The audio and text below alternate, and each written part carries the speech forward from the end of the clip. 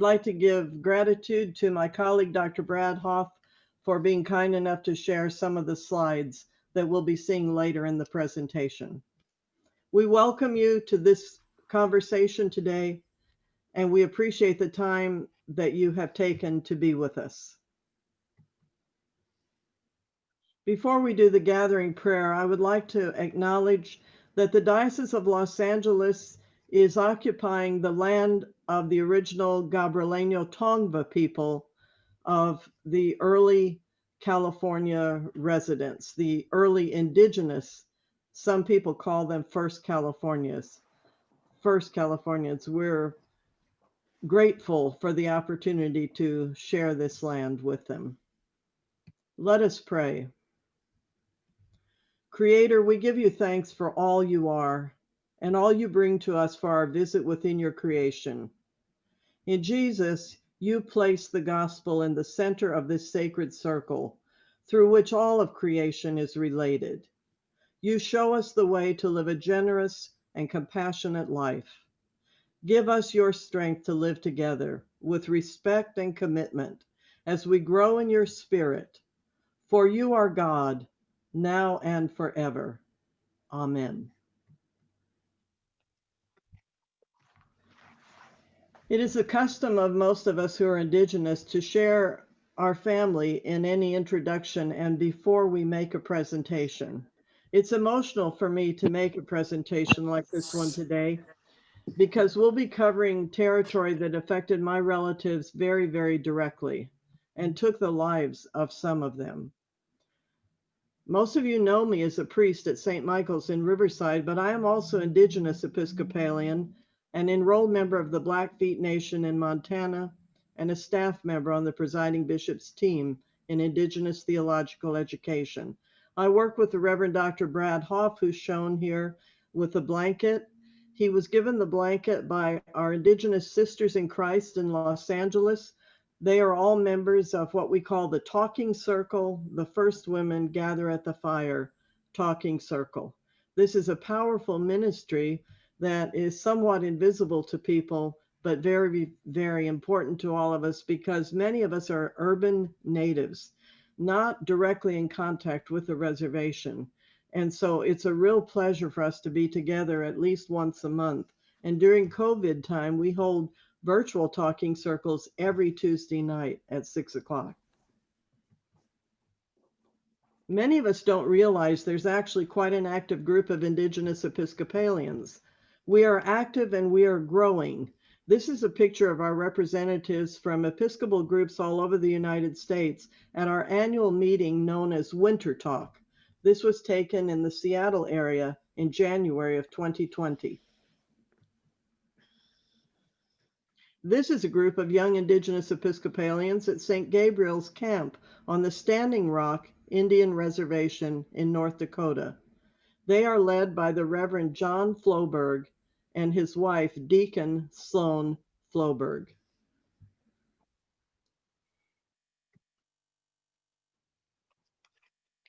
This presentation I mentioned is very personal to me because on my mother's side, we are enrolled members of the Blackfeet Nation in Montana.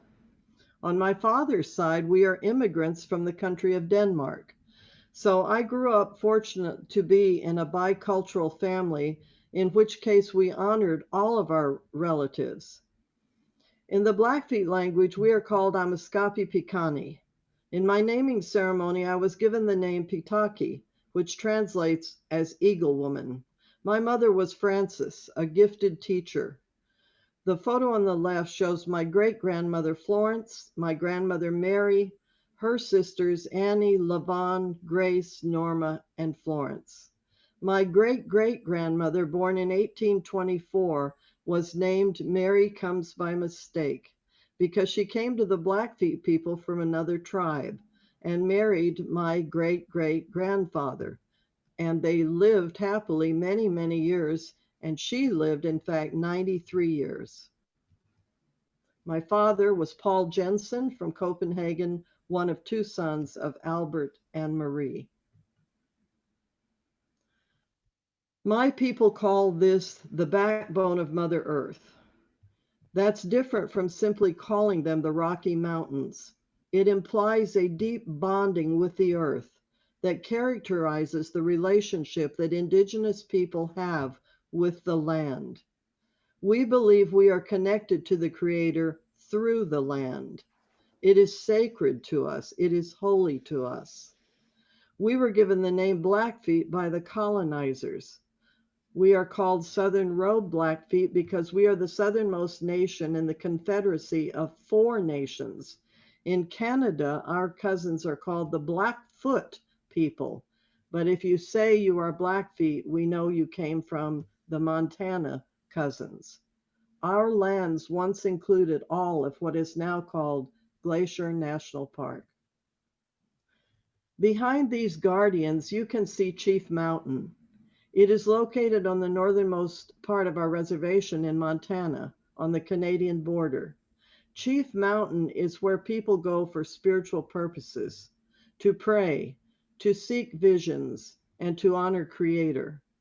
The guardians are sculptures made by local tribal artists. They are found at the 4 main entrances to our reservation. We are connected to the Creator through the land, but also through the water. We are taught that we never own the land, but that we are to care for the land because she is our mother. We believe all living things are connected to Creator and to one another by the life given to us. We do not see one group of people as better than another.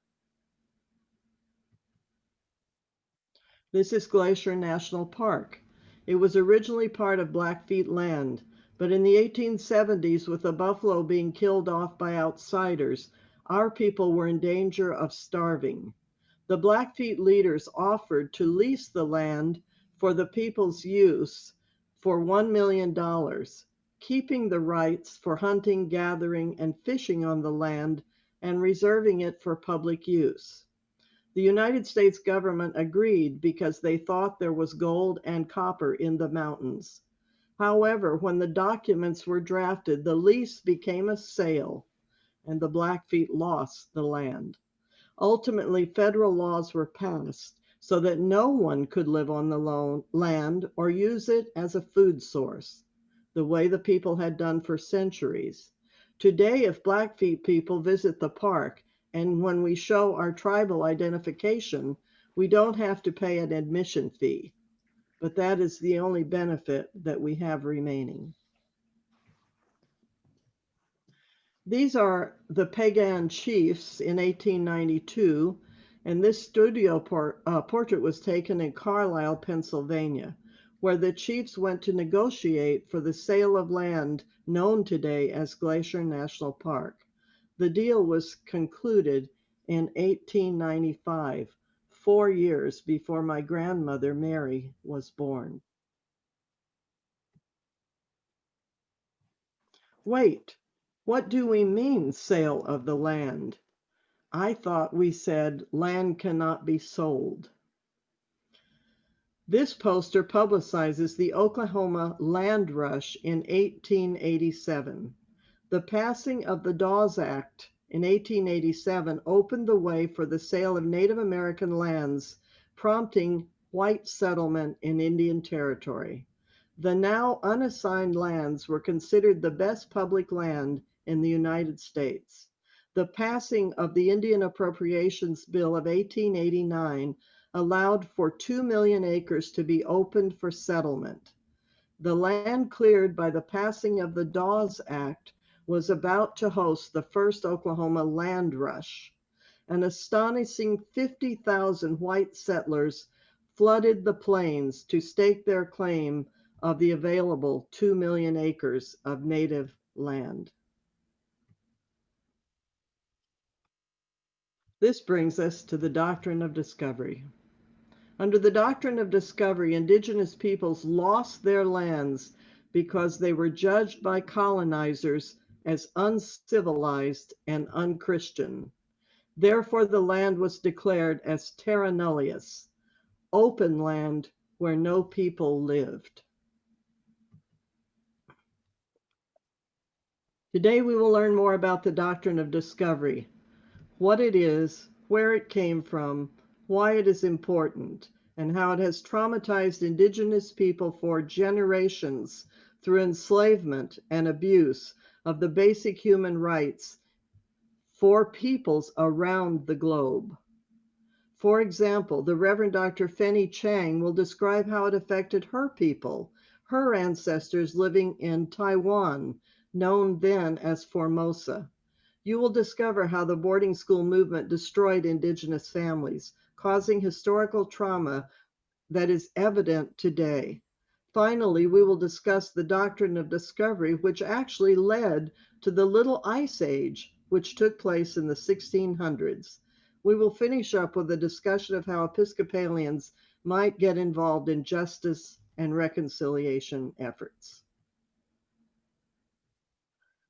What is the doctrine of discovery?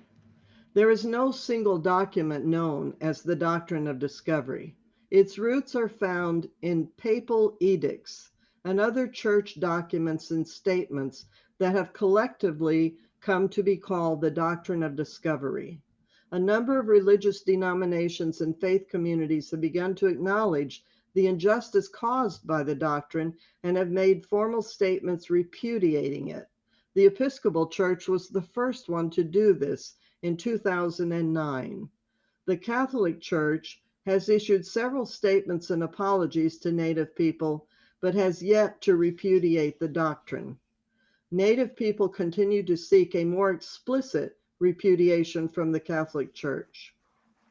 We're going to hear a brief video from Chief Oren Lyons, a member of the Turtle Clan of the Onondaga Nation, and also from his colleague, Chief Sidney Hill.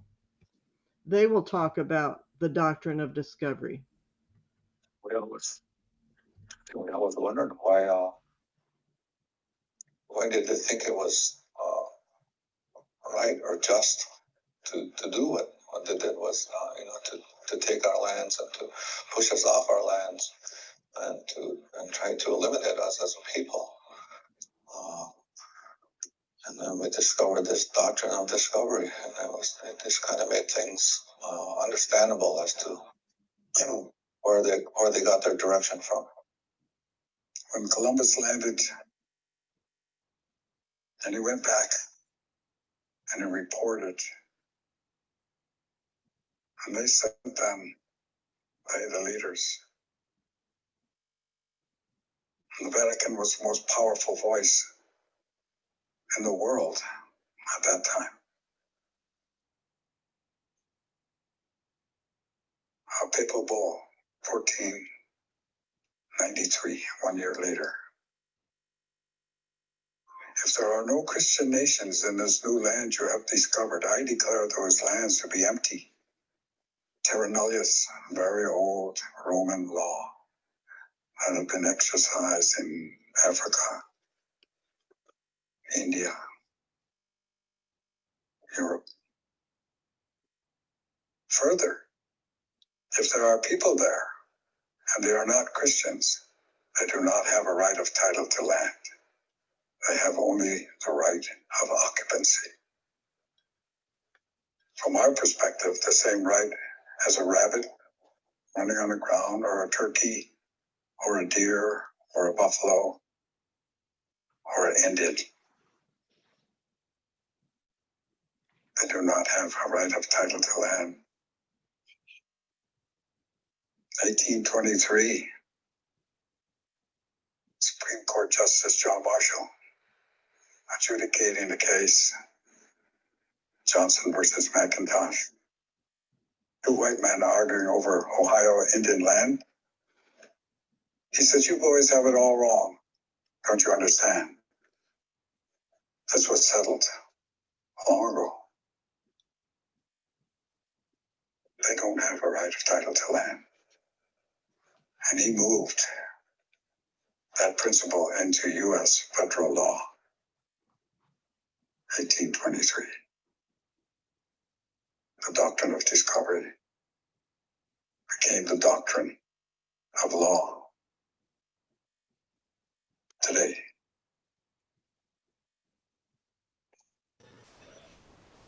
We always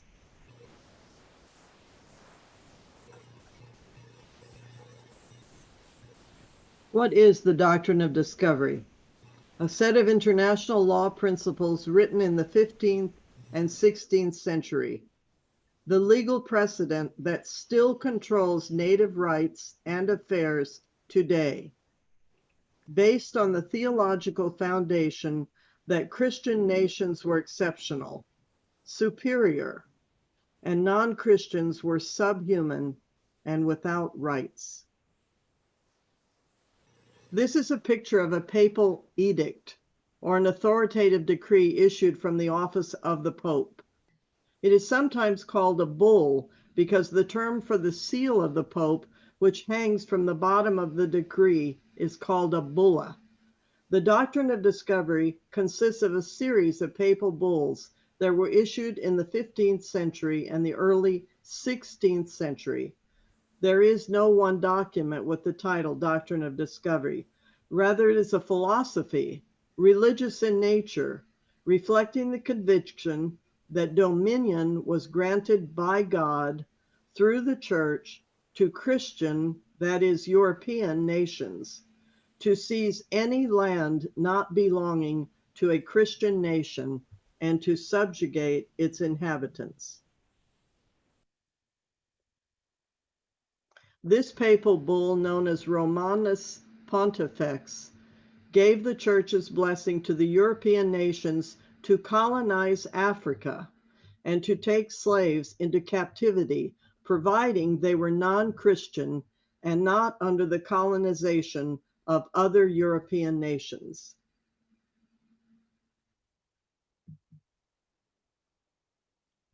In 1493, 1 year after the arrival of Columbus, the bulla Inter Cetera reaffirmed the papal blessing on colonization processes in the Americas and in Africa, and it extended the Pope's encouragement of the colonization process to the newly, quote, quote, discovered Western Hemisphere.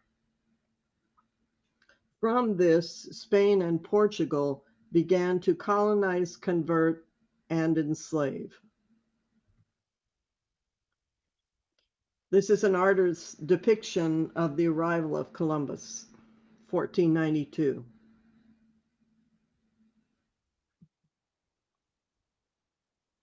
The doctrine of discovery was extended from the papal bulls to the English monarch, King Henry VII, but he was told that he might not take land already held by Spain and Portugal.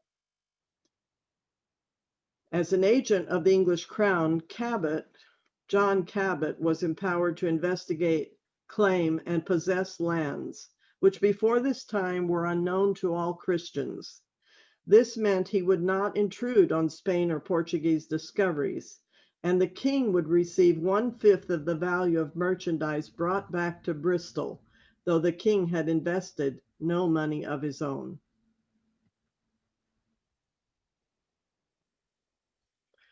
The doctrine of discovery was subsequently promulgated by European monarchies in order to legitimize the colonization of lands outside of Europe. Between the mid-15th and mid-20th century, this idea allowed European entities to seize lands inhabited by indigenous peoples under the guise of discovery.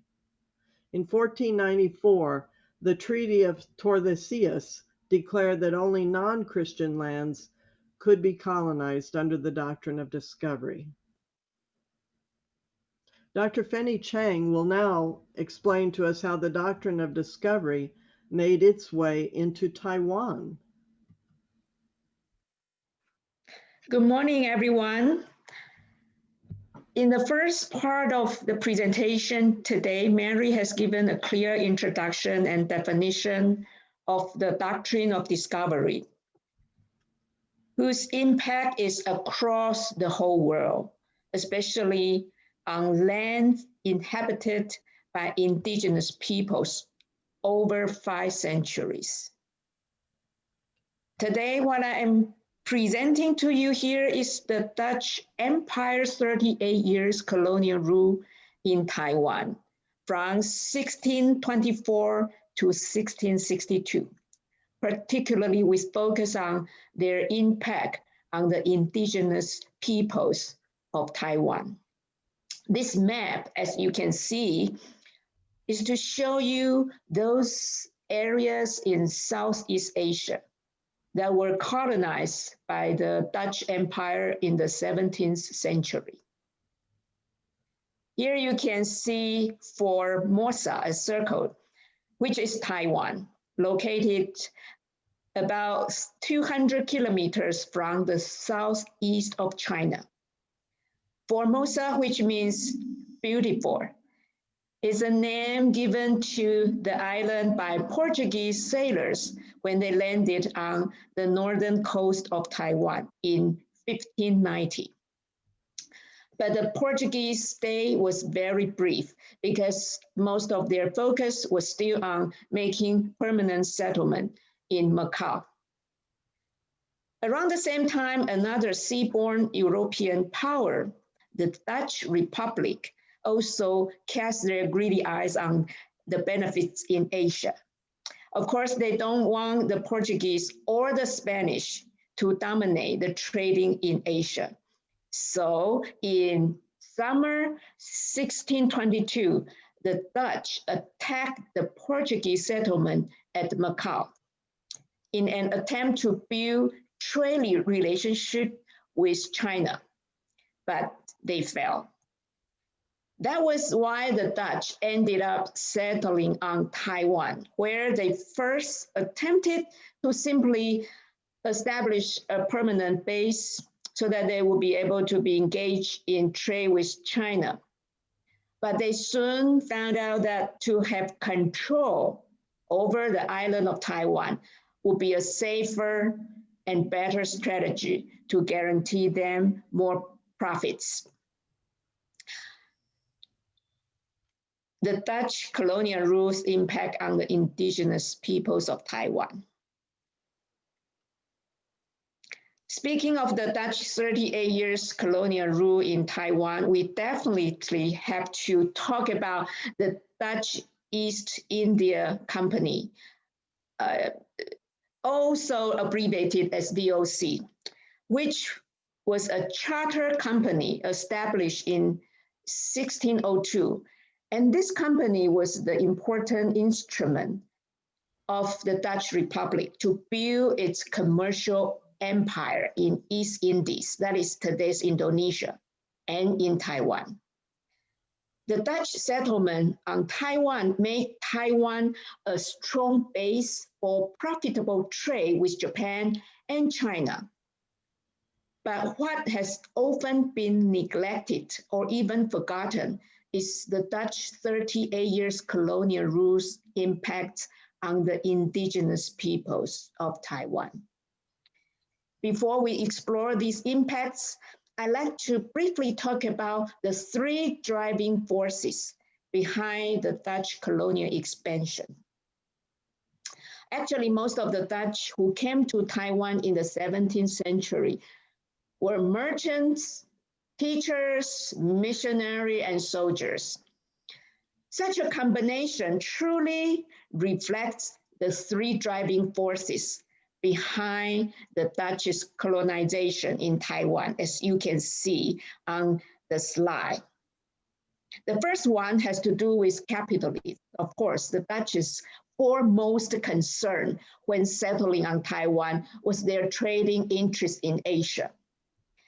As history scholars point out, the Dutch East India Company leaders were basically and primarily more interested in making money than nation building, civilizing, or fulfilling religious duties.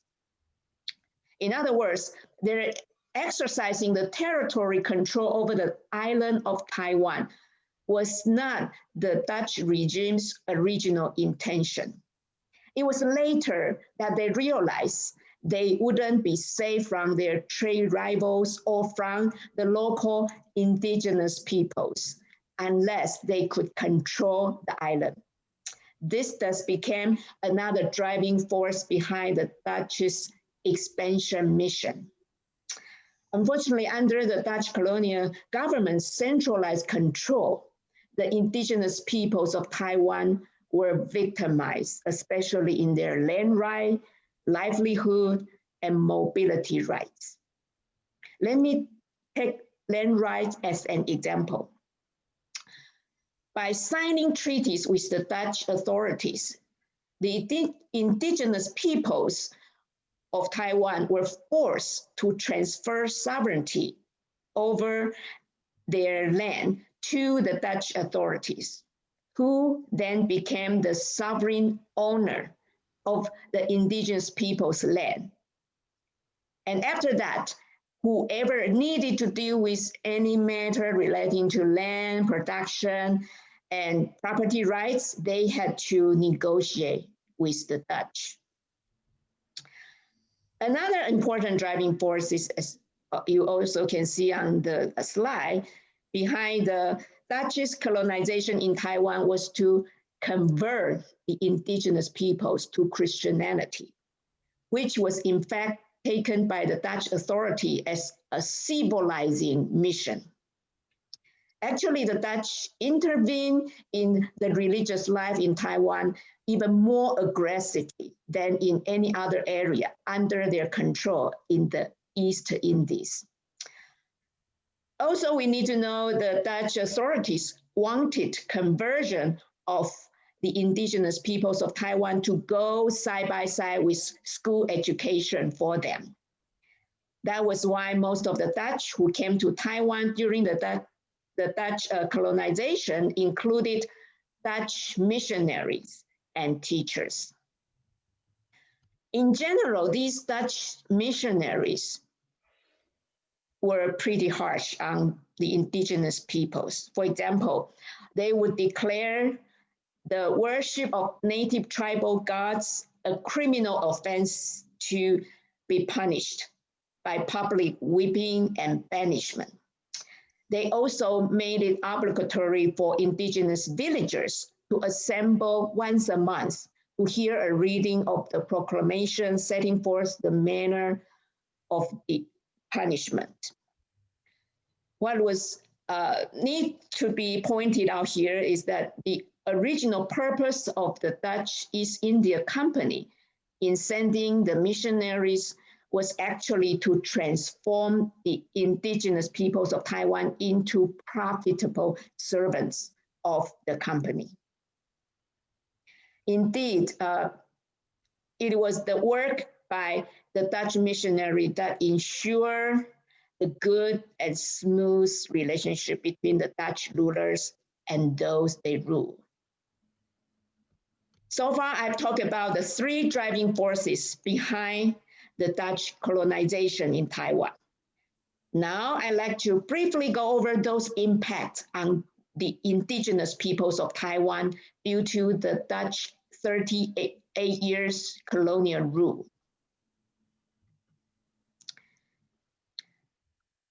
The first impact, as you can see on the slide, was large-scale mainland Han Chinese immigration. As already mentioned earlier, the Dutch colonial government had been working so hard in whatever possible ways to make profits. This included importing Han Chinese labor, including my ancestors, mostly from southern China, to help cultivate rice and sugar, which were very significant resources for the Dutch regime's income. Besides, the Dutch authorities also formally issued license to Han Chinese hunters to encourage them to do extensive deer hunting or fishing. From the perspective of the history of Taiwan, the Dutch importing Han Chinese labor to Taiwan was the beginning of a large-scale mainland Han Chinese immigration.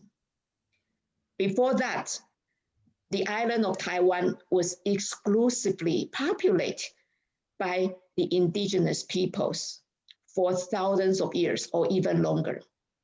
But the large-scale Han Chinese immigration not only invaded the living space of the indigenous peoples of Taiwan, but even seriously violated their right to minimum livelihood. This leads us to another impact on the indigenous peoples, that is the deprivation of their land rights. As mentioned earlier, through the treaties with the indigenous peoples, the Dutch authorities became the sovereign owner of the land the indigenous peoples dwelt in for ages, which meant the Dutch had the right to deal with any matter relating to land production and property rights. Actually, after the Dutch were defeated by the Chinese Ming loyalists in 1662, the situation became even worse. That is, as the indigenous people's relative size diminished in relation to the increasing Chinese Han population, more and more land went into the Han Chinese immigrants' their hand by imperial edicts or sometimes by coercion and fraud. In fact, what was taken away from the indigenous peoples of Taiwan during the Dutch colonial rule was not only their land right, but also their language, culture, and customs, mainly due to the Dutch missionary and educational efforts. For example, the indigenous peoples adopted, maybe I should say, were forced to adopt Dutch clothing for Sundays and use the Dutch languages as well. It was found out that even 100 years later, several indigenous tribes of Taiwan were still able to speak and read Dutch. In fact, such an impact on the indigenous people's languages was not only from the Dutch, but actually continued through those regimes that took control over the island after the Dutch rule, including the Chinese Empire, the Japanese colonial government, and then the nationalist regime under Chiang Kai-shek and his successors. Almost without exception, these colonial authorities all tried to nationalize one language by attaching economic and social advantage to that prestige language. As generations went by, many of the indigenous people's languages unfortunately faded away or even disappeared. So were their customs and cultural identities. As for the huge impact on the indigenous people's local economies or their right to minimum livelihood was mainly due to the Dutch authorities promoting extensive hunting by Chinese deer hunter alongside the indigenous people's traditional hunting. Before the Dutch took the island, deer hunting had been the only original source of the indigenous people's income.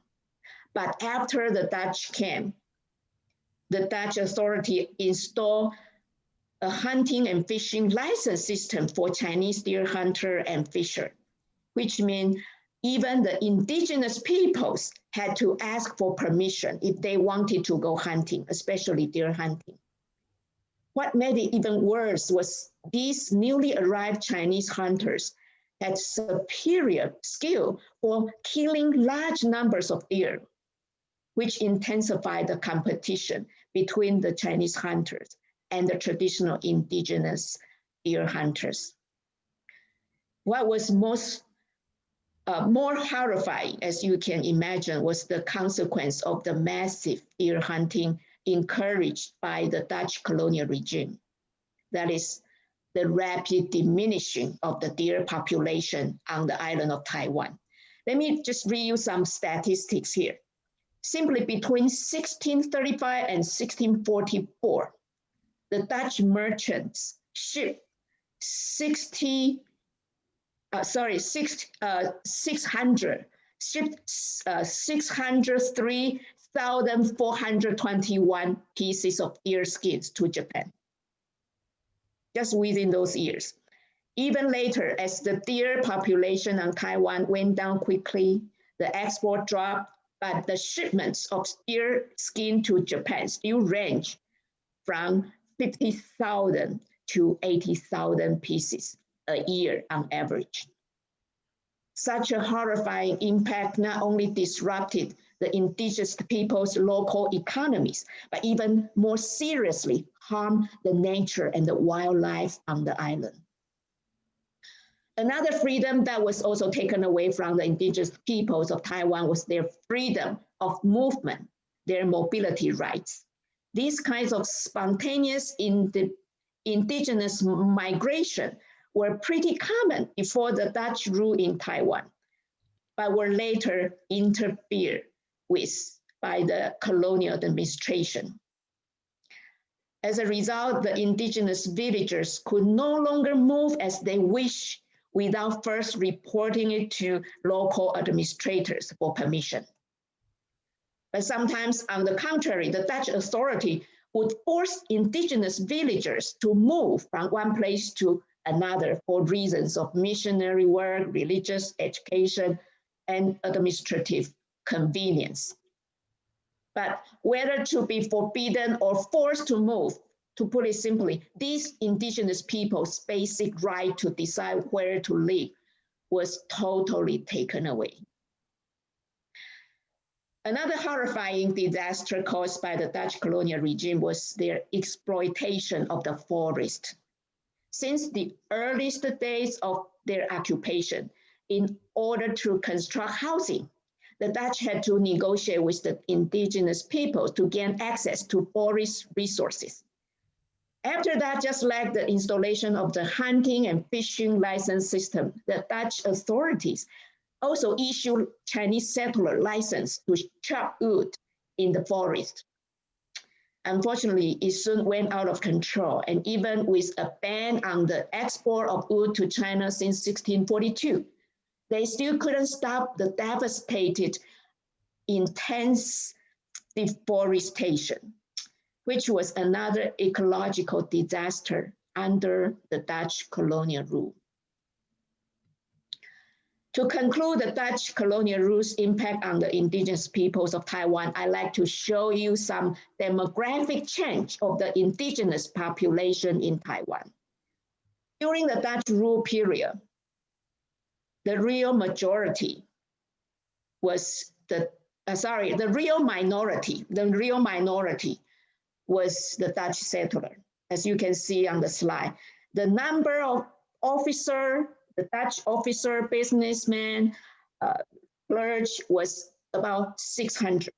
The total of soldiers was 2,200. In other words, the number of all the Dutch settlers was no more than 3,000. But those under their rule was more than 100,000, of which 62 to 70% was indigenous peoples.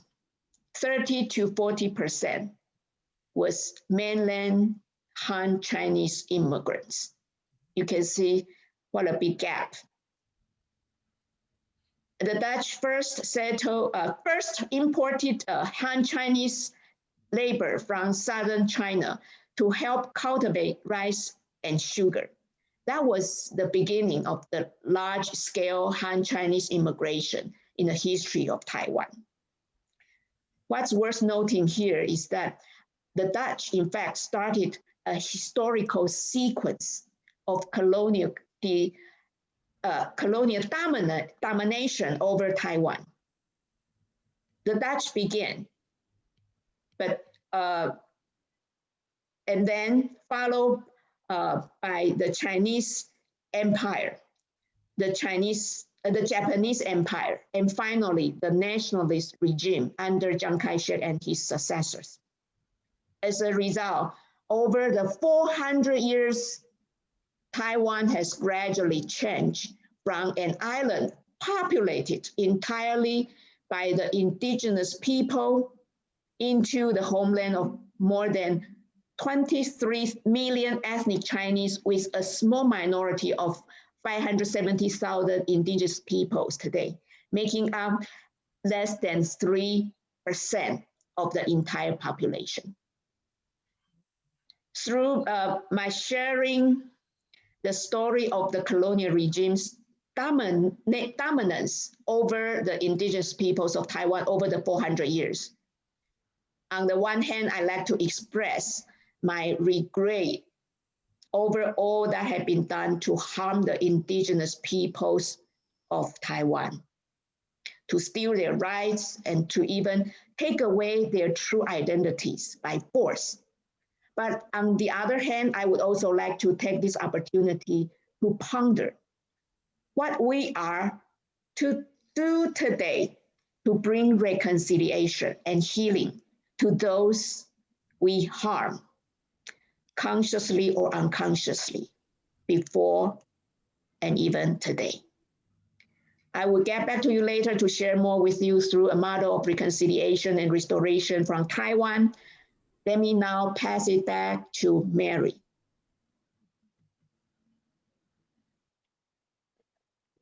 We're going to look a little bit at the roots of a dysfunctional theology of exceptionalism.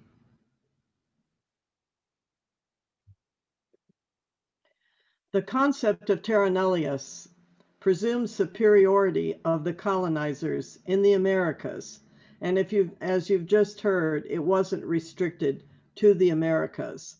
I found it fascinating in Fennie Chang's presentation how the buffalo were the victims of colonization in North America, to the point that the indigenous people had nothing to eat if they were living in the plains. And the same thing happened in Taiwan, but with deer. So we know that these were not empty lands. I wanted to show you in this little cartoon, well, it looks like it's uninhabited.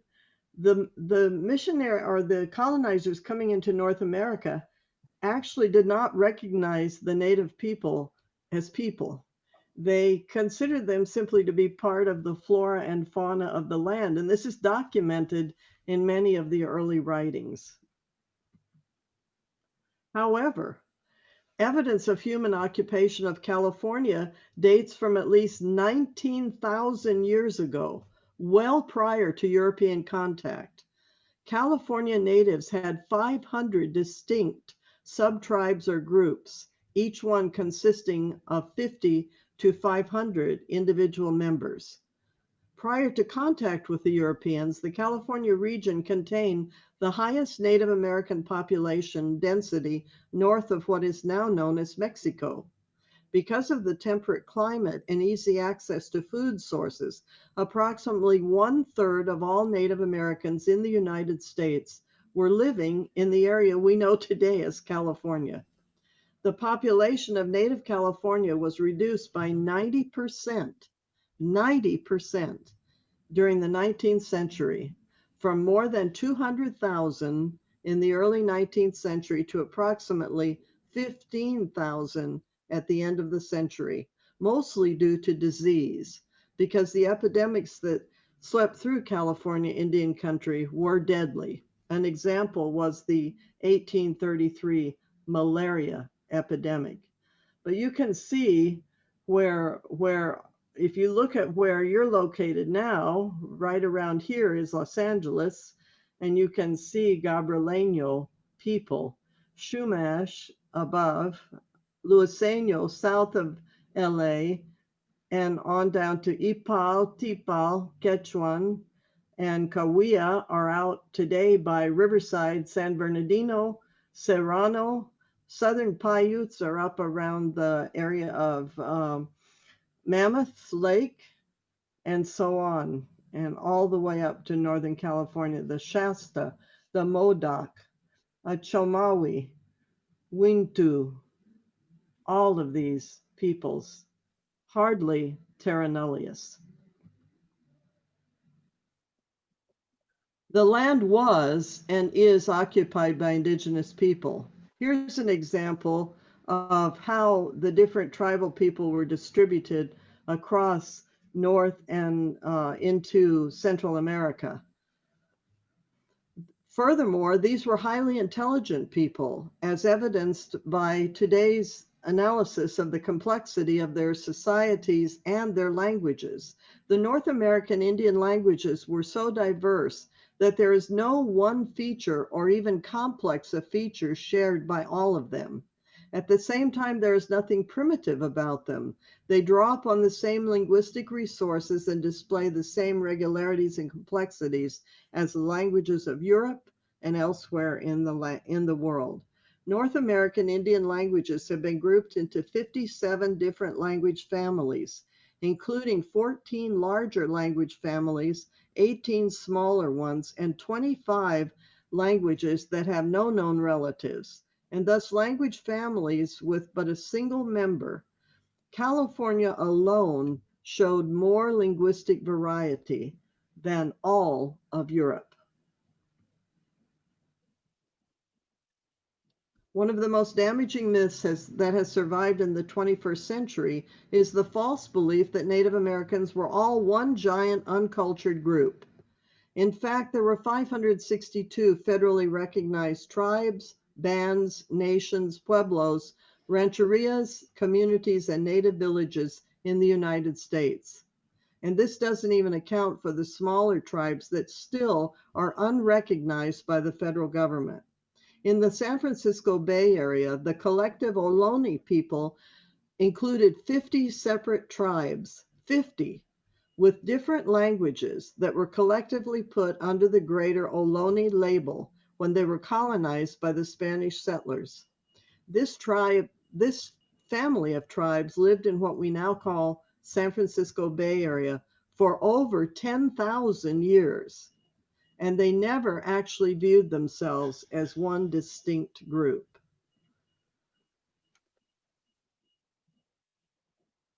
Again, we can see hardly terra nullius. Why should we care about the doctrine of discovery today? The reason it's so important is because it destroyed access to the lands and languages held and cared for by Indigenous people around the world for thousands of years. As I mentioned, to Native people, land is not just dirt. It's the connection to the Creator. It's foundation to indigenous spirituality and culture.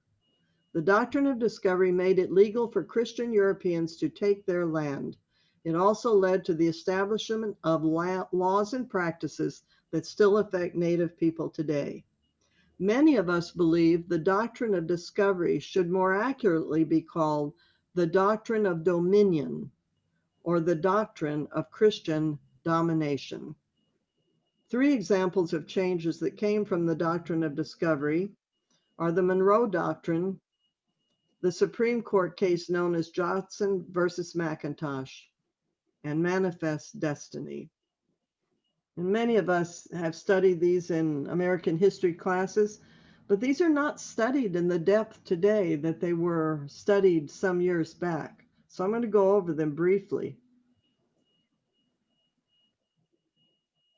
The Monroe Doctrine was proclaimed in 1823, and it was used to justify the American occupation and governance of all the land from the Atlantic Ocean to the Pacific Ocean. The Monroe Doctrine was created to make it clear to the other countries that they could no longer come into the Americas and take over the land. The important Supreme Court case known as Jackson versus McIntosh was settled in 1823. To this day, Marshall's majority decision in this case forms the legal foundation for all property ownership in the U.S. The dispute was between 2 non-natives who each claimed that they owned Indian land. Johnson had bought the land from the federal government, and McIntosh had bought it directly from the native people. The ruling established that no one can buy land directly from native people because their land is owned by the U.S. government, who got it from England following the American Revolution. The natives can occupy the land, but they do not own it. The discovery made the federal government its owner. In other words, the native people might have been a sovereign native people, but they had no right under the law to sell their land to anyone they pleased. Rather, they could only sell it to the appropriate Christian European nation who possessed the right of discovery. That means they could only sell their land to the federal government through the Doctrine of Discovery. The land that had belonged to England now belonged to the United States following the Revolution. Indians had no right to sell to a private party, nor did Johnson have any legal standing in order to make a purchase. A free market system, this was not. The bottom line was that the native people could occupy the land, but not own it. Manifest destiny was represented, and the birth of exceptionalism are represented in this very famous 1872 painting by artist John Gast. You can see if you look closely, it represents people moving westward, led by a very white, angelic figure known as Columbia, who captured the view of the Americans at the time. Referred to as the spirit of the frontier, this painting was widely distributed. It portrays settlers moving west, guided and protected by Columbia, lighting their way and aided by the technology of transportation not available to the natives. You can even see a little bit of a Wells Fargo stagecoach in the center of the painting. The native people, on the other hand, were being driven into the darkness of obscurity, as shown on the left side of this painting. While the pioneers advanced forward energetically, the indigenous people and the buffalo were entering into darkness. They would not survive this movement without sacrificing their land and their lives. In 1845, newspaper editor John O'Sullivan coined the term manifest destiny to describe the essence of this mindset. At the heart of manifest destiny was the pervasive belief in American cultural and racial superiority. Native Americans had long been perceived to be inferior, and efforts to civilize them had been widespread since the days of John Smith and Miles Standish. The Hispanics who ruled Texas and the lucrative ports of California were also seen as backward.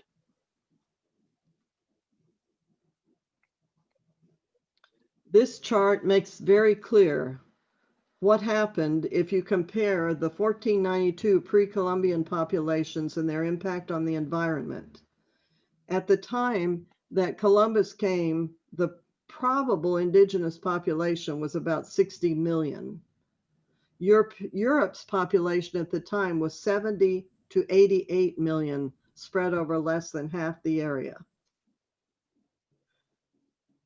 The new data-driven estimates is the death toll of 56 million by the beginning of the 1600s, including those native people in the North America, Central America, and South America regions. This is known as the Great Dying, and about 10% of the global population survived. About 80 million people were estimated to have died of disease and other conquest activities. Today, if you look at the last one, you'll see little black dots across the continental United States. Those represent the Indian reservations. So that's all the land that is presently available to indigenous people of this country. Remember also, indigenous people are strong and resilient. We have survived racism, neglect, genocide, and paternalism. We are curious and intelligent. It is recorded that Enmagabo, who became the first indigenous Episcopal priest in 1867, pleaded for an Episcopal missionary to come to Minnesota Territory. Rising Sun, Chippewa, also petitioned for 15 years to get a missionary. Missionaries were welcomed by some native people because they understood that the white man's education was necessary for survival and literacy, if not for salvation. We're going to shift now into what is called the boarding school movement and how Indigenous children were treated. This is a photo of the student body on the campus of the Carlisle Indian School in Carlisle, Pennsylvania, around 1890.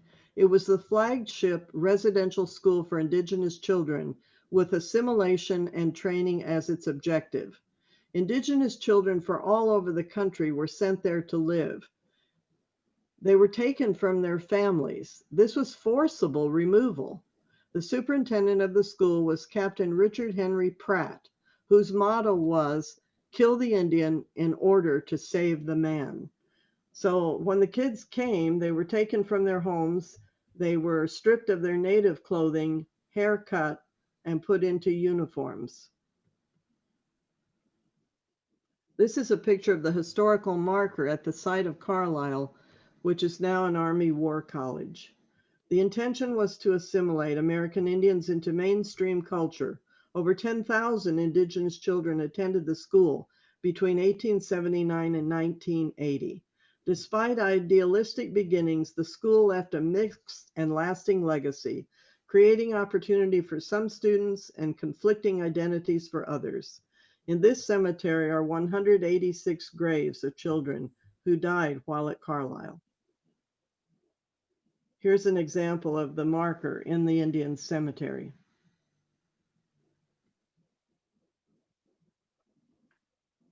These are the 186 graves. Repatriation efforts have now begun to return remains of children who were identified to their homelands, including one in 2019, in which the bodies of 3 little girls were returned to the Oneida Reservation in Wisconsin. This is an example of a young man whose name was George L., and he appears on the enrollment record at Carlisle Indian School in Pennsylvania.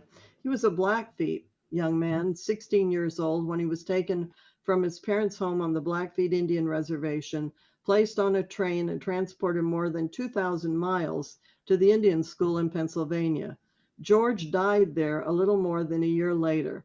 His parents, Louis and Mary L., were not told of their son's death until a year after he had been buried, and the federal government refused to return his remains to Montana. Here's an example of an unknown, unmarked grave. Well, in this updated photo, Dale L. poses for a photo at his family cemetery outside Browning on the Blackfeet Indian Reservation in Montana.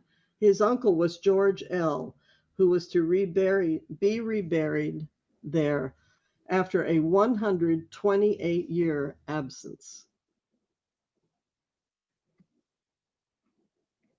This is an example of 3 Lakota boys when they came into the boarding school, and they were dressed like this in their native regalia. We don't call these costumes. These are called regalia. And you can see that these 2 gentlemen were adolescents already identified as leaders for the future because they're wearing an eagle feather right here. Now, this is the same 3 young men after their transformation at Carlisle Indian School. It was very evident the changes. And when these young men if they had gone home, it is highly unlikely they would have been accepted. This assimilation process came with unspeakable personal costs to the children.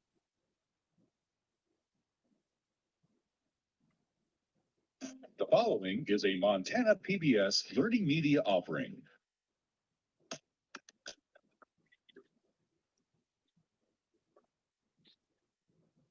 We had our own ways of educating our young people to be very capable, competent adults.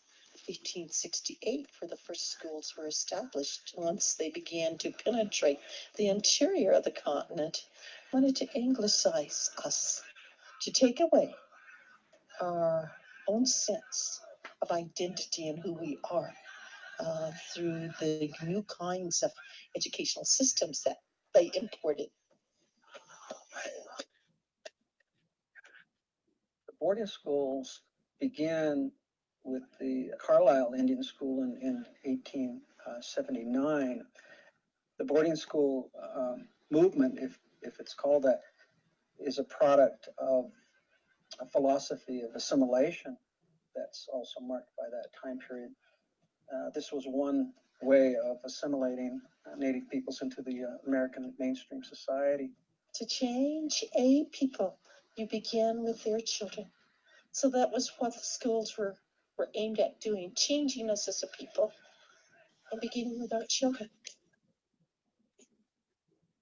The reason why it was such a traumatic experience for children, particularly in the early reservation period, is that the children had been growing up in a community that was much different from the boarding schools. And in fact, the school system itself was designed to be wholly supportive of a different kind of cultural lifestyle. To make us more like them so that we could be dealt with and controlled, and to make room and space for other people. My mom always says the road to hell is paved with good intentions. And so, you know, they may have thought this is what is best for Indian people, you know, but it wasn't what Indian people were determining was best for them. By 1900, the federal government was in its fourth educational strategy to kill American Indian culture. Church-run missions first had dominated the white education of Indians. Next, Indian day schools on reservations had been introduced. Reservation-based boarding schools soon followed. And then finally, boarding schools were located outside reservations. The plan was simple and cruel. Take students far enough away from their families for a long enough time, and they would become white in speech, work skills, and attitudes. General Pratt, you know, his motto was kill the Indian and save the man. So the idea of removing children became, I guess, practiced in. It would be hard for any of us to imagine, those of us that are parents or grandparents, if someone came and took our children and we were to never see them again. Tribes were receiving rations from the federal government in the form of cattle or flour, ration days where people would come and collect their foodstuffs. It was then easy for the federal government to identify family units and know which children were around, which children were not in school. So some people allowed their children to go so that they could eat, so that they'd have food and they'd be protected in that way. And other people protested, and Indian agents regularly used intimidation or the withholding of rations to coerce parents into sending their kids. And if you talk to elders, they all have stories of kids literally being rounded up by Indian agents coming through in a car or truck, and your children would literally be taken. And if you think of the 1800s, it would be impossible for an Indian parent at that time to travel thousands of miles to try to get their children or even to try to see them.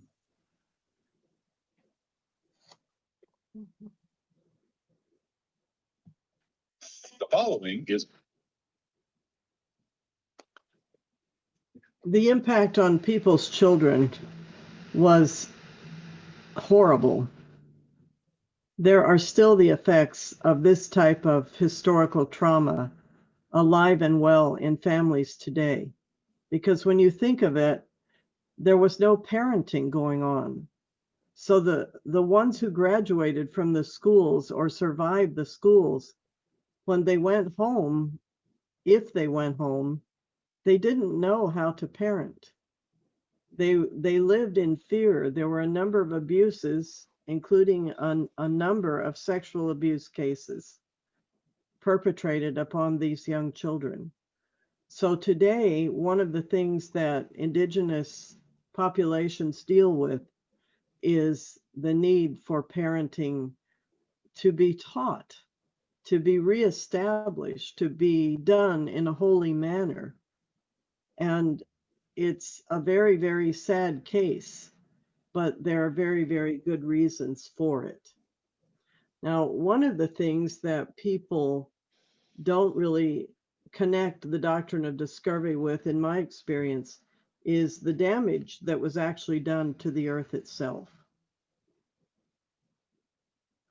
I don't know if you've ever heard of the Little Ice Age, but I want you to hear of this example of how the deaths of so many indigenous people in the Americas actually led to global cooling in what is called the Little Ice Age of the 1600s. In a research article published in March of 2019, just a little over a year ago, the Earth system impacts of the European arrival and the great dying in the Americas after 1492 is analyzed by a group of statisticians in London. This research was published in the March journal of the journal called the Quaternary Science Review, and it represents an ambitious attempt to show that through a long series of events, human activity was affecting the climate long before the Industrial Revolution and long before global warming. The authors found that disease and war wiped out 90% of the indigenous populations in the Americas, or about 55 million people. The earth, the researchers state, then reclaimed the land that had previously been under cultivation, but returned to its natural state when the populations died. The new vegetation pulled heat-trapping carbon dioxide from the atmosphere and into the land, contributing to the term the Little Ice Age. Because the changes were so dramatic, it affected the Earth's temperature. The lead studier in this research was Alexander Cook from the University College London Department of Geography.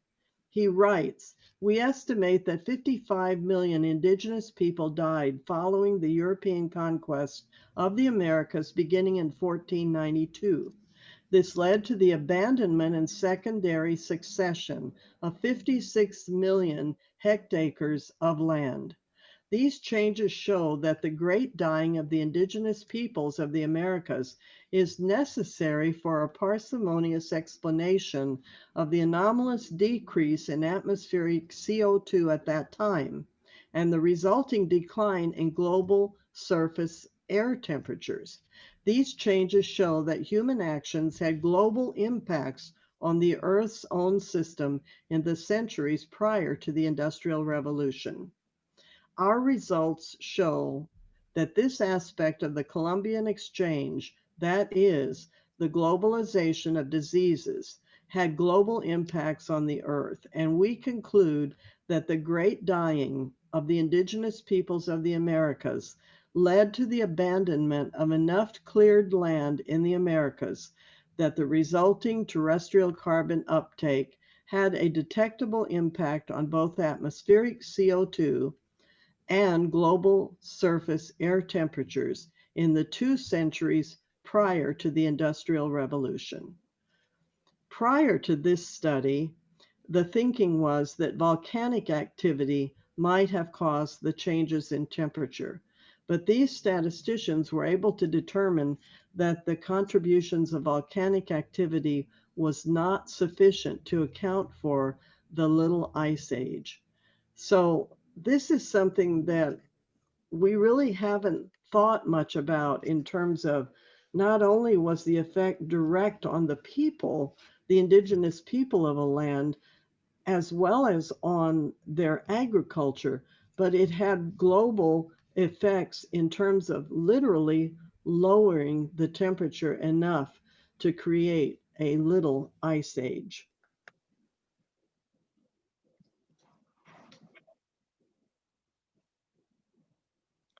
We're going to move into a bit of how the indigenous people and the Church of England came together. There was a lengthy relationship with indigenous people of the Americas, starting with chaplains to Sir Francis Drake and the Ohlone people in what is now California. Intentional colonies and later missionary work ensued, with international missionaries' efforts initiated by the Episcopal Church in the 19th century. So we have Sir Francis Drake coming and meeting with the people on the West Coast, the Jamestown colony in 1607. Bishop John Henry Hobart of New York began missions to the Oneida people in the early 1800s, and finally mission work in the upper Midwest, also in the mid-1800s. Here are some photos of clergy coming in with some of the native people at the time, missionary work in America.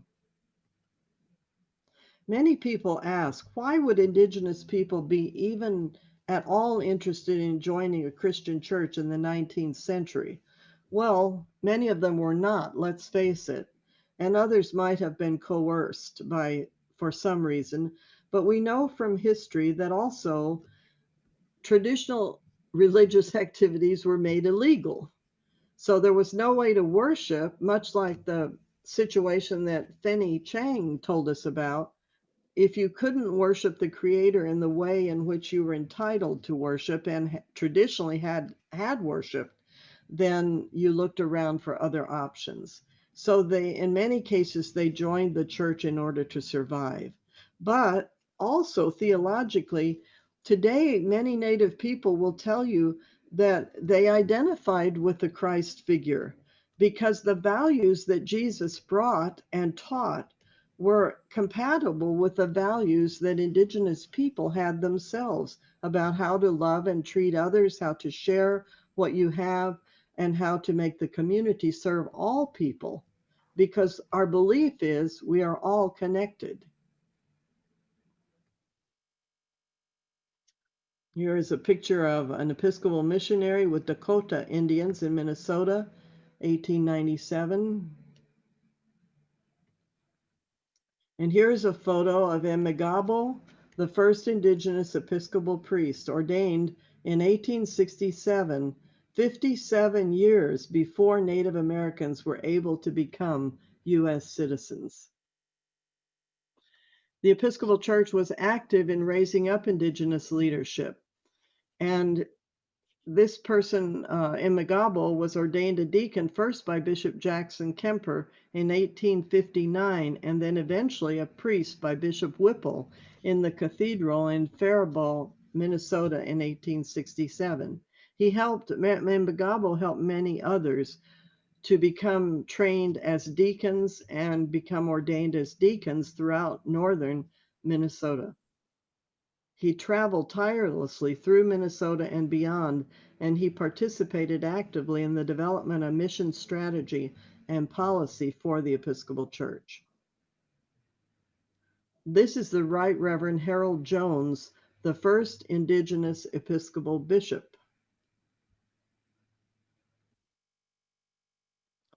And these are Episcopal clergy, bishops, lay leaders at the Church of the Good Shepherd in Fort Defiance, Arizona, during presiding Bishop Michael Curry's visit. This was in 2018. The Navajo Land Area Mission was initiated in 1978, consolidating what had been parts of the Diocese of Arizona, Rio Grande, and Utah. There's an active Indigenous presence within the Episcopal Church, but true to our traditions, we tend to be rather quiet and almost invisible. This shows maps of the provinces and the dioceses of the Episcopal Church. The 4 dioceses where Indigenous ministry had taken place are North and South Dakota, Navajo Land, and Alaska.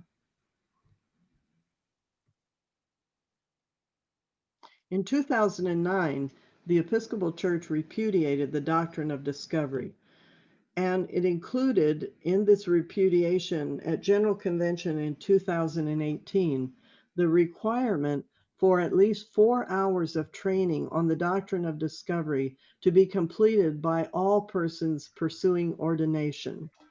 Additionally, a position was passed and filled to have a focus on Indigenous theological education so that religious practices might be made to better fit the needs of many Indigenous people in this country. This is a photo of North Dakota Episcopal representatives at Standing Rock in 2016. You can see John Floberg with his white hair in the middle. John Floberg is actually an Indigenous person himself, but he is a member of the Sami people in Norway. That is where his ancestors came from. The Episcopal Church was asked to stand with the tribal people and the people of the region, and this solidarity that was shown was a big step toward healing some of the wrongs of the past. Currently, the Indigenous population in the United States is over 6 million, with over 570 tribes. Most of our people do not live on reservations or in land trusts, but rather in urban metropolitan areas. In the last census, there were over 275,000 identified Indigenous Americans in Los Angeles County. This does not include Riverside County or San Bernardino County. Suffice it to say, there are many, many Indigenous people in your neighborhood, in my neighborhood, all around us, basically invisible. There is no native ghetto or gathering place, but in Los Angeles, many of the early settlers who came there in the 1950s during what is called relocation days, they came to LA and they settled in Bell Gardens and in Southgate area. There were not too many churches who welcomed them. There is still a church in Bell Garden called the All Nations Church, and it is an evangelical church, one of the early ones that welcomed Native people to attend. Many, many things go back to the doctrine of discovery. To summarize, Native and Indigenous people were denied their rights, all rights, mobility rights, land rights, language rights, educational rights. They were just taken away. Systematic programs of manifest destiny and genocide were enacted. There were many, many treaty violations, which we don't even have time to go on to here in this brief presentation. The assimilation of Native people into boarding schools in the dominant society took place through forcible means. Poverty, substance abuse, and mental health issues remain the legacy of this kind of treatment today in Native communities. The denial of U.S. citizenship until 1924 and the denial of religious freedom was postponed until 1978. So Native people were only legally able to observe any of their own religious traditions in 1978. Mascot disrespect is another thing you may have heard of, where sports teams have been named for, like the Redskins, for example, which was never thought of as anything other than, well, just the name of a team. Of course, it didn't feel that way to those of us on the other side of the table. So I'm really pleased to see that many of the teams are changing their names today to get away from that type of use and abuse of our traditional tribal names and peoples. Now, in spite of all of this, we're still here. Remarkably, we're still seeking justice and reconciliation. We're tenacious people, and we are survivors. The question is, where do we go from here? The doctrine of discovery is foundational to systemic racism and broken relations experienced around the globe today. Yet there remains the possibility for justice and reconciliation. But how do Indigenous Christians make sense of the genocide their ancestors have experienced? What are today's Christians called to do to build the beloved community.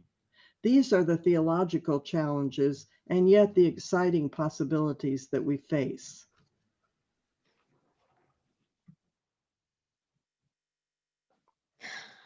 Now my colleague, Fennie Chang, will present a model of reconciliation and restoration from Taiwan.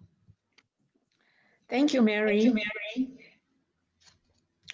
Through the presentation today, we disclose the cruelty of the European powers using the doctrine of discovery to legitimize their colonization of lands outside of Europe, and how their colonial rule terrifyingly oppressed, harmed, mistreated the indigenous peoples who had long inhabited the land they took by force.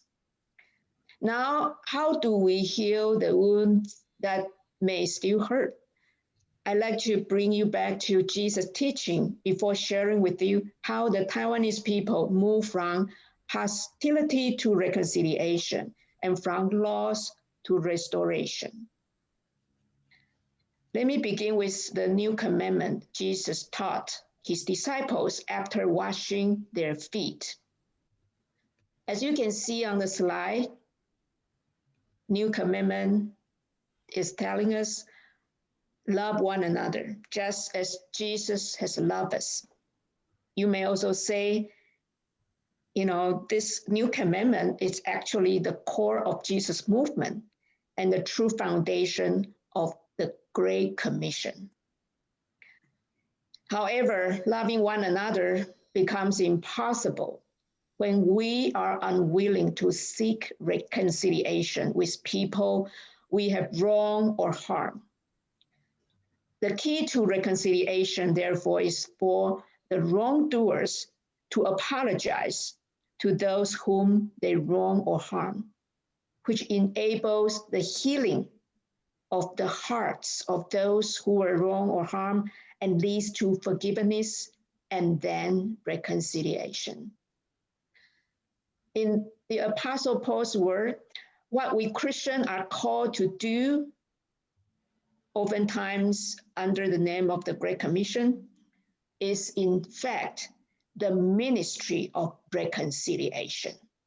This is taken from 2 Corinthians chapter 5, verse 18, which requires us to say sorry to those we wrong or harm. When we do so, we begin to heal the wounds, build a bridge, and then turn a new page in the lives of those who were wrong or harmed, which we may call restoration. This is what the Taiwanese government has begun to do for all the harms that had been done to the indigenous peoples of Taiwan over the 400 years.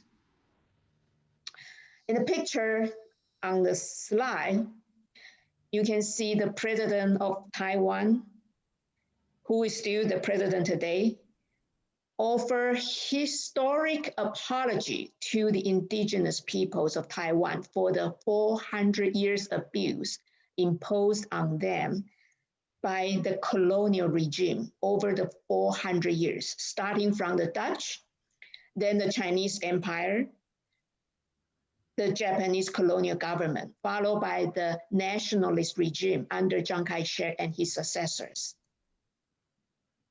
What President Tsai was presenting to the representative from the Yami tribe was the apology transcript, which was summarized on the slide, as you can see. It's a summary of the Taiwanese government's apology for all the wrong that had been done to the indigenous people of Taiwan. These wrongs include 4 centuries of pain and mistreatment.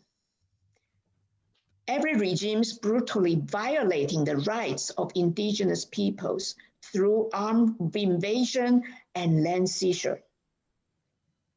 The erasing of thousands of years of Taiwanese history by dominating governments.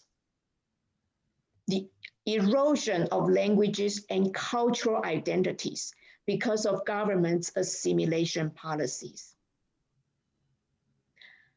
The negative consequences suffered by the Yami tribe after the government's decision to store nuclear waste on Oki Island, where they live for hundreds of thousands years. And actually, this was done in more recent years, but still as harmful to the indigenous peoples as those other wrong done to them over the 400 years. It also includes the apology for the indigenous people's basic law of Taiwan, not given sufficient weight by government agencies. And the next slide, you can see another picture, which shows the president of Taiwan unexpectedly stopped by at where some indigenous people protesting.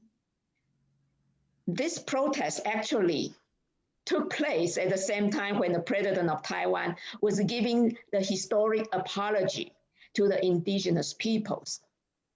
It was some of the indigenous people who would like to express publicly their concern about things that they didn't think taken seriously enough by the government. Even with the apology given openly in public, they didn't think it was enough.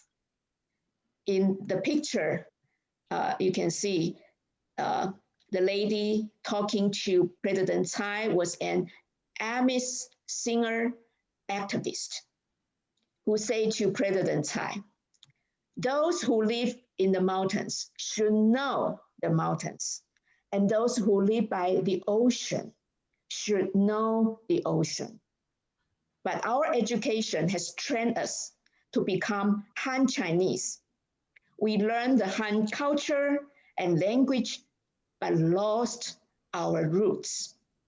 We are standing up because we want to become who we are."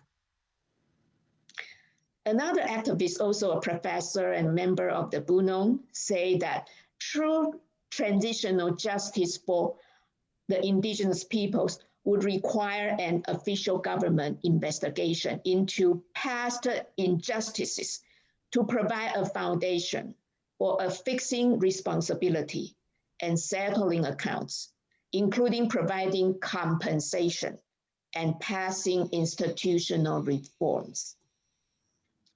Even with the Taiwanese government's willingness to give official apology to the indigenous peoples for all they had been through over the 400 years, these indigenous protesters still chose to sit on the street to peacefully express their concerns about many things that hadn't been done or taken seriously enough by the government.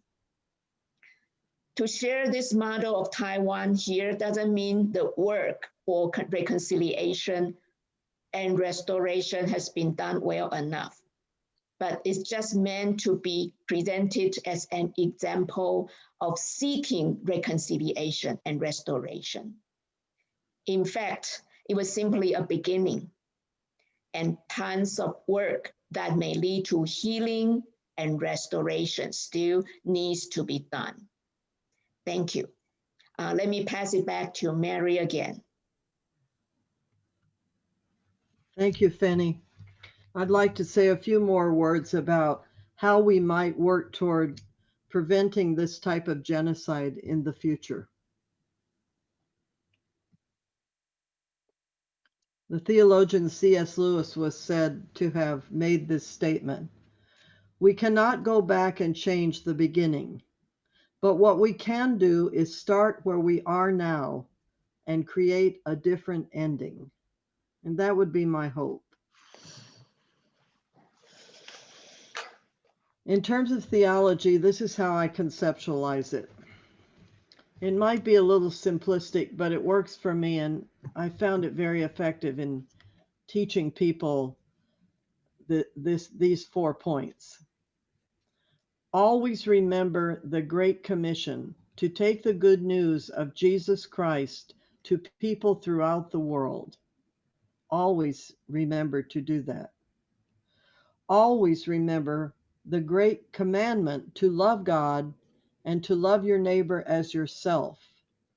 And always do that. Never take the Great Commission into the world without the greatest commandment going along. The Great Commission without the Great Commandment is a mandate to become Christian, a forced artificial conversion that can lead to genocide. I believe that that is what happened in this country and in many other countries, where the engine that fired up the doctrine of discovery backfired and caused terrible things to be done in the name of God. Indigenous people perceive the Creator to be loving, to be forgiving, and we perceive all people, all living things to have been made by the Creator, and all living things to be connected, so that when one person is hurting, another person in the circle is hurting also. And when we wipe out the buffalo, around the world, deer were being wiped out in Taiwan. Anything going forward in the name of Jesus Christ must go forward in the spirit of love. This is what is taught by our presiding bishop, Michael Curry. We are to be loving people. We are to be liberating people. And we are to be life-giving people. And Bishop Curry says, and I completely agree, that if we follow this, we will be building the beloved community. We will be building a community that if Jesus came in the door, he would recognize his people. We're a long way from that. We are a long way from that.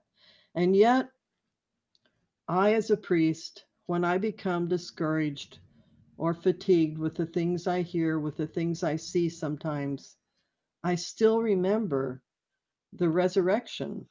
The resurrection possibility is always there. And it's there for people who have experienced genocide as well. But healing doesn't come without work.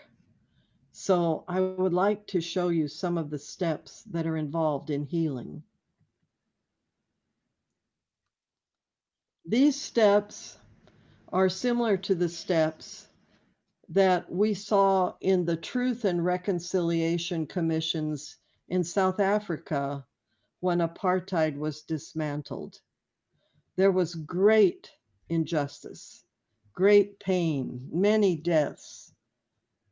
And how would a country go about resolving that? So the people were brought together, those who had been offended and those who were offenders. And the people who had offended first sat facing the ones who had been harmed and taking responsibility for what they had done. Literally, they owned the sin that they had committed against the people who were so destroyed and harmed. The next step was for the offenders to confess and repent of that sin, to lament the sin, to declare how sorry they were for what had happened in the relationship with those who had been harmed. The next was for the offending people to ask forgiveness from those who had been offended. And it is the teaching of many of our Native people that forgiveness is directly connected to restoration or to taking responsibility to give back what was lost to the extent that's possible. So step 4 in the healing process is making amends, restoring that which was lost. And finally, reconciliation means moving forward together in mutual understanding, forgiveness, honest owning of the sin, honest sorrow for the sin, forgiveness for the sin, restoration, and finally, moving forward together in justice. Now, in the little cartoon, the pigeon on the left is saying, what are the words for self-flagellation? And the pigeon on the right says, well, how about self-reproach, repentance, penance, contrition, remorse, retribution, penitence, atonement, and forgiveness. Apology is a good first step. It is a good first step, but there's more to it than saying I'm sorry, although even those words are healing words. I think that if we have groups like the Truth and Reconciliation Commissions of South Africa, we could work through these steps. We could do this at a local level. It might just happen in a local town with the native people of that locale. What probably won't happen is what I saw as a t-shirt banner recently on a young Indigenous young man, probably in his late teens, early 20s. And his t-shirt said, all back, everything. In other words, if you want to know what to do to make things better, give it all back, all of it, everything. Well, there are ways of giving back. It's probably less than realistic, although not out of the question, because some people actually have been giving back land through estates and through gifts to the Indigenous people in their area. But we can start, and here are 3 examples where efforts have been made to mimic reconciliation efforts like the Truth and Reconciliation Commission in South Africa.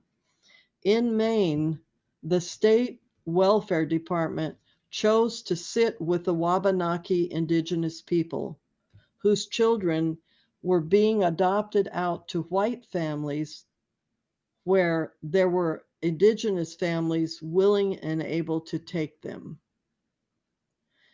They sat and they did a Truth and Reconciliation protocol. So those from the state admitted the errors of their ways historically, and those from the native population recounted the difficulties that those injustices had caused to the family. And I think if you wanted to read about this, you can see the link. It's the upstanderproject.org. You could find more about this.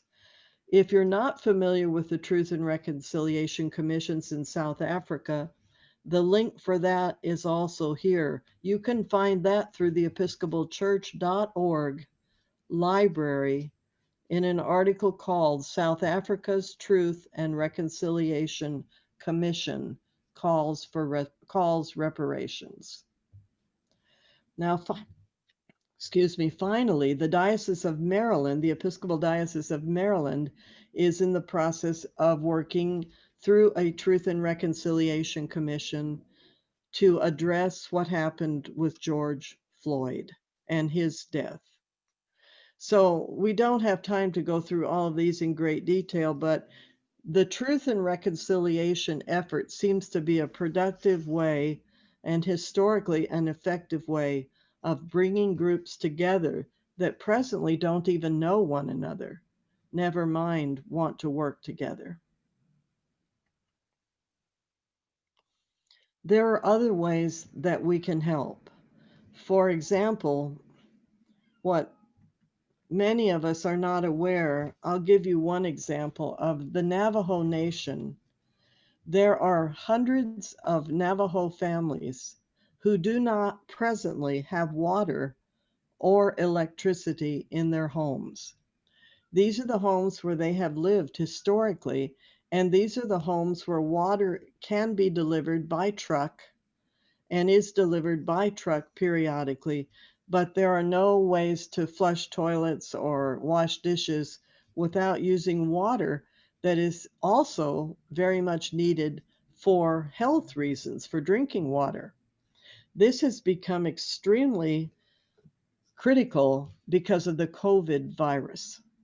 And so I was told recently, my husband actually has gotten involved in this group called Dig Deep. And I've given you the link to digdeep.org. Dig Deep has shown that for a little bit under $5,000, a donor could provide for the installation not of a water well, because there's not always water available, even if you drill, but for the installation of a large cistern underground to serve a family. The cistern is a large container dug down, put underground so it's safe, and then it can be filled with water that is brought in periodically to fill it.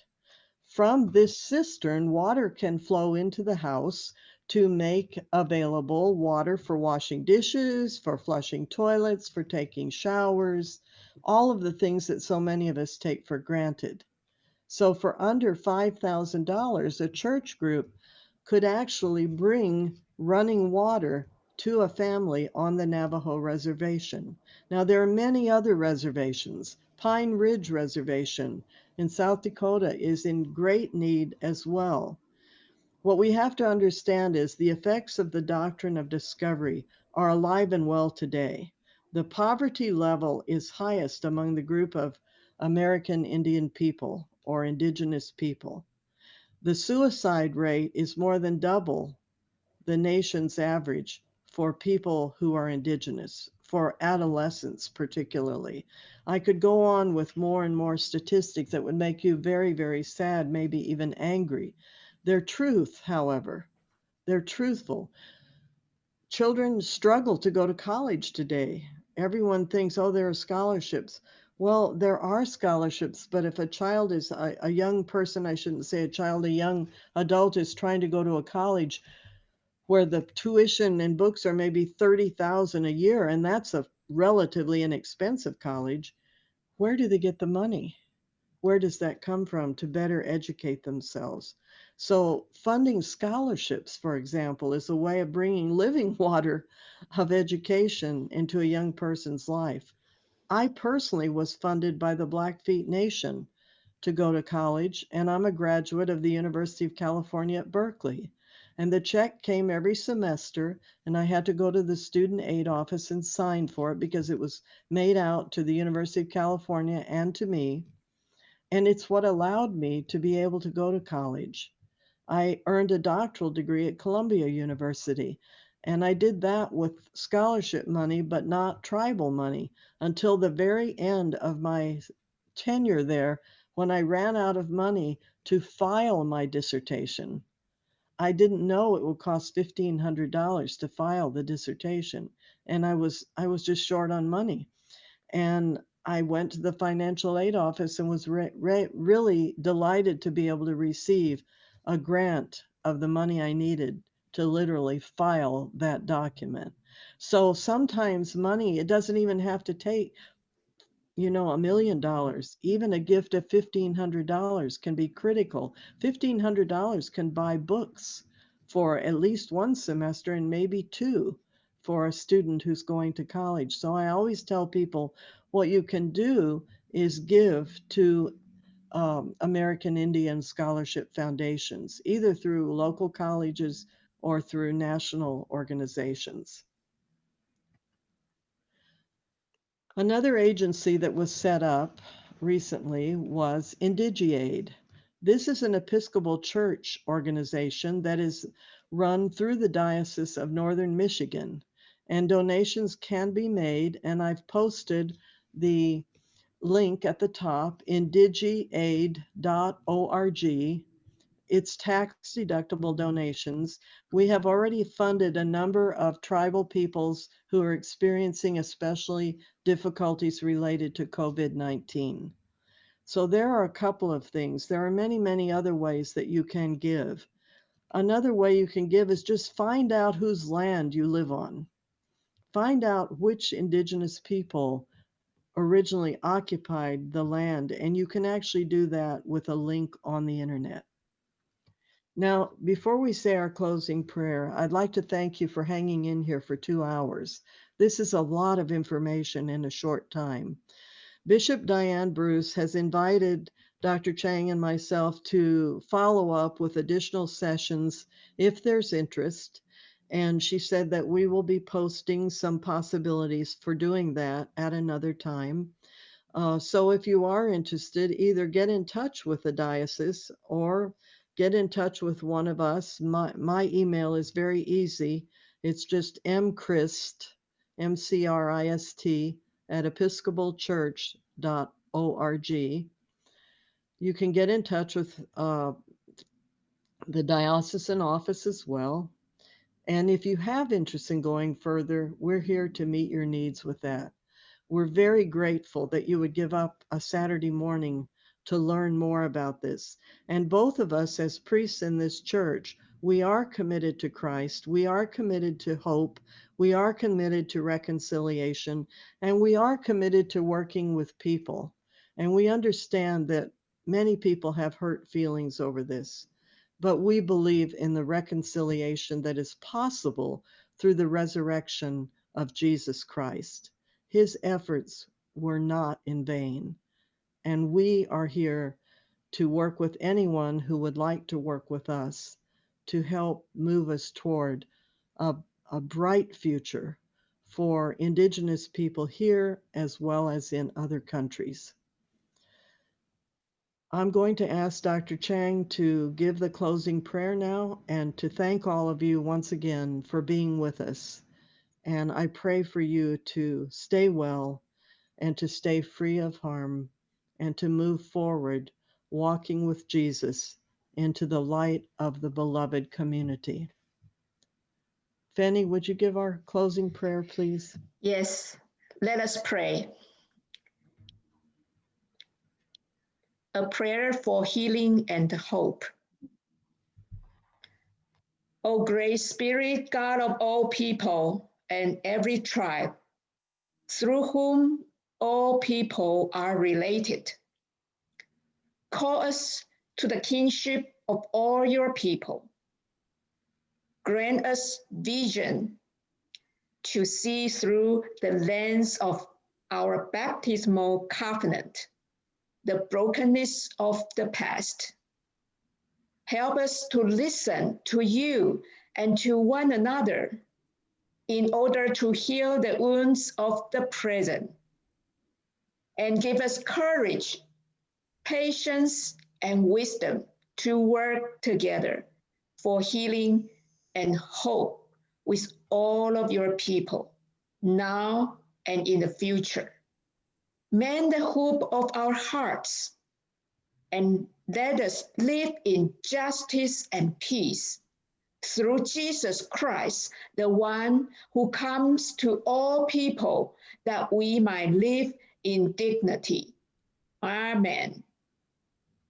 Amen.